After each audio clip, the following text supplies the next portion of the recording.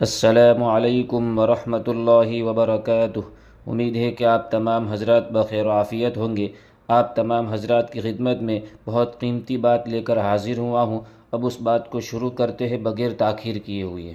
اگر ہم ہمارے نبی صلی اللہ علیہ وسلم کی زیارت کی خواہش رکھتے ہوں تو ہم کو اس میں کس طرح سے کامیابی ہو سکتی ہے؟ زیادہ سے زیادہ درود شریف پڑھنے سے یا دعا سے یا کسی اور چیز سے۔ اس سلسلے میں کسی حدیث میں کوئی طریقہ نہیں آیا ہے، سمجھ لو اسے۔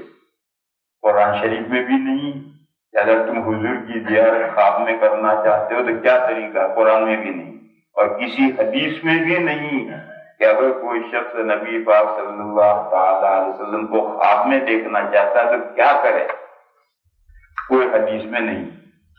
بزرگوں نے اپنے اپنے طور پر اپنے اپنے تجربات کی روشنی میں بہت سے طریقے لکھے ہیں، وہ کتابوں میں پڑھو۔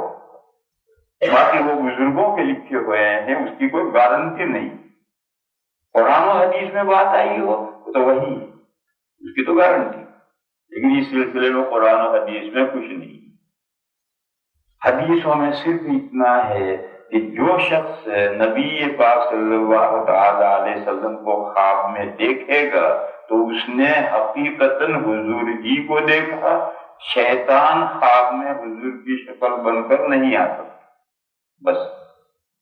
اور دیکھنا ہوتا ہے جب اللہ کی مرضی ہوتی ہے، اس وقت اللہ تعالیٰ دکھاتے ہیں کہ ہم چاہیں، اور جب جس رات میں ہم چاہیں اس رات میں زیارت کو، ایسے اللہ نے کیا کوئی پابندی نہیں ہے۔ مگر بزرگوں نے بہت سے طریقے لکھے، وہ کتابوں میں ہے، درود شریف پڑھو، اس طرح سے نماز پڑھو، یہ کرو وہ کرو، اس کو کرنا ہو کرو، میں منع نہیں کرتا ہوں، باقی اتنی بات جان لو اس کی کوئی گارنٹی نہیں، وہ وحی کی باتیں نہیں، یہ بزرگوں کے تجربے کی باتیں۔